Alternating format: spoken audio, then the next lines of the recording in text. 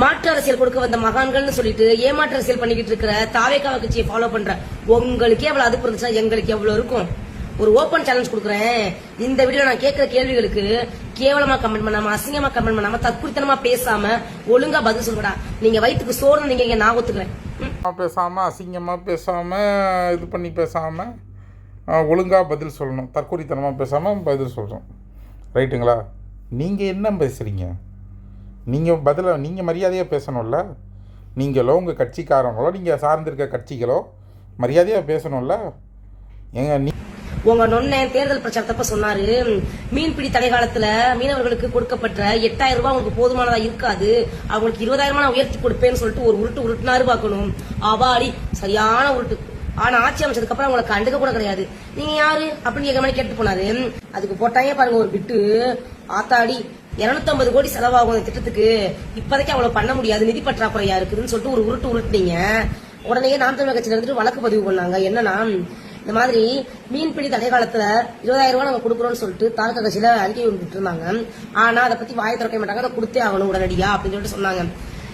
கோர்ட்லயுமே உங்களுக்கு கேவலமா கேட்காத குறையா உடனே 2 வாரத்துக்குள்ள அந்த தொகையை வந்துட்டு கொடுங்க அப்படின்னு சொல்லிட்டு சொன்னாங்க. பாப்பா கோர்ட்ல என்ன சொன்னாங்கன்னு அடுத்தது பாப்பாமா வாங்க. எப்படிமா நான் கோர்ட்டில் வந்து நாக்க பிடுங்கி கேட்காத குறையாக கேட்டிருந்தாங்களா? ஓகே, இப்போ அந்த கோர்ட்டில் என்ன சொன்னாங்க அப்படிங்கிறத கேட்டுருவோமா?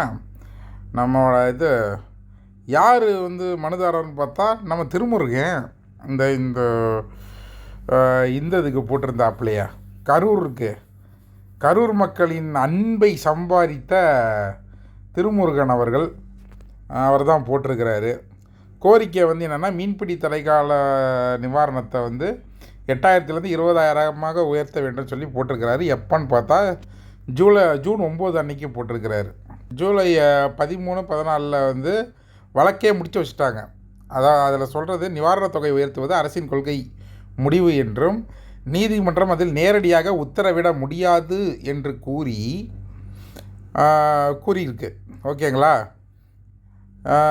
மேலும் 2026 ஆண்டுக்கான தடைக்காலம் ஏற்கனவே முடிந்து விட்டதால் அடுத்த ஆண்டுக்கு உரிய முடிவு எடுக்கலாம் என்று குறிப்பிட்டது. அதனால் முக்கியமான விஷயம் என்னென்னா, இந்த வழக்கில் 20,000 வழங்க உத்தரவிடவில்லை. 20,000 கோரிக்கை அரசின் பரிசீலனைக்குரிய கொள்கை விஷயமாகவே உள்ளது. அவ்வளோதான் இந்த இதில். சரிங்களா? இதில் வேறு எதுவுமே சொல்ல. இப்போ நீங்கள் சொல்கிற மாதிரி நாக்கப்படுகிற மாதிரி கேள்வி கேட்டுச்சு. 2 வாரத்தில் அந்த 20,000 கொடுத்தே ஆகணும் அப்படின்னு சொல்கிற ஒரு விஷயத்தை எடுத்துகிட்டு காட்டுங்க. No problem. இப்போ இந்த இது நம்ம நெட்டில் தான் இருக்குது. ChatGPT பார்த்தா நான் சொல்கிறேன். சரிங்களா? நீங்கள் சொன்னதுக்காக நான் செக் பண்ணணுமேன்றதுக்காக செக் பண்ணேன். அதில் இந்த 2 வாரத்தில் கொடுக்கணும் அப்படிங்கிறத எந்த இதுலேயுமே இல்லை. வேறு என்ன இப்போ உங்களுக்கு வேணும்? அடுத்த பிரச்சனைக்கு வாங்க. நீங்கள் என்ன பண்ணீங்க? ஆனால் இப்போ ரீசெண்டாக ஏற்கனவே 8,000 இருந்ததை 1,000 ரூபாயை குறைச்சி 7,000 ரூபாய் போட்டிருக்கீங்க. நிவாரணத்தை 8,000 7,000 குறைச்சிட்டாங்கன்னு சொன்னீங்க. இதுக்கு ஒரு தினத்தந்தியில் ஒரு நியூஸ் இருந்துச்சு. அது என்னன்னு பார்க்குறேன்னா, ஏற்கனவே 8,000 ரூபாய் உள்ள மீன்பிடி தடைக்கால நிவாரணம் 7,000 தமிழ்நாடு அரசு குறைத்திருப்பதாக சமூக வலைத்தளங்களில் தவறான தகவல் பரவி வருகிறது. உண்மை என்ன? இது முற்றிலும் தவறான தகவல். மீனவர்களுக்கான மீன்பிடி தடைக்கால நிவாரணத் தொகை 8,000 தொடர்ந்து தமிழ்நாடு அரசால் வழங்கப்பட்டு வருகிறது. 2026-27 பட்ஜெட்டில் வடகிழக்கு பருவமழை காலங்களில் மீனவ குடும்பங்களுக்கு வழங்கப்படும் சிறப்பு உதவித்தொகை 6,000 7,000 உயர்த்தி அறிவிக்கப்பட்டுள்ளது. தவறான தகவல்களை பரப்பாதீர் அப்படின்னு. அவ்வளோதான். இப்போ நீங்கள் கேட்டதுக்கான எல்லா இதுவும் வந்துருச்சுங்களா? எங்கேயாவது நான் உங்ககிட்ட மரியாதையாகவோ கண்ணிய குறைவாகவோ வேறு ஏதாவது பேசியிருந்தேன்னா சொல்லுங்கள். சரிங்களா? இதுதான் நீ பண்ணுற மாற்று அரசியலா? தற்கூரி தம்பிங்களா, காதில் கேட்குதா? தற்கூரிங்களா கேட்குதாடா? பதில் சொல்லுங்கடா எனக்கு ஏதாவது இப்ப மட்டும் அசிங்கமா பேசுங்க இருக்குது உங்களுக்கு இன்னைக்கு.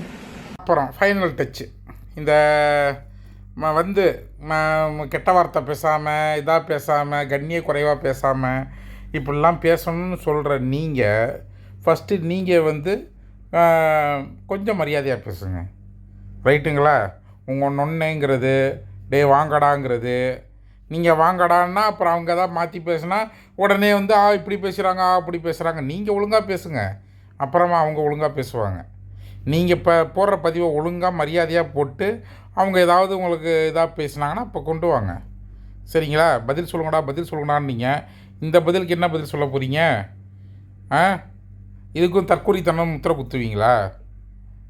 இப்படி பேசுகிறதுனால தான் 234 தொகுதிகளையும் அபார தோல்வி அடைந்த நாம் தமிழர் கட்சி என்ற பெருமையை 15 வருஷமாக தக்க வச்சுட்டு இருக்கிறீங்க. கொஞ்சம் மாற்றுங்க, ஒரு தொகுதியிலாவது ஜெயிக்கிறதுக்கான வழியை பாருங்கள், சரிங்களா?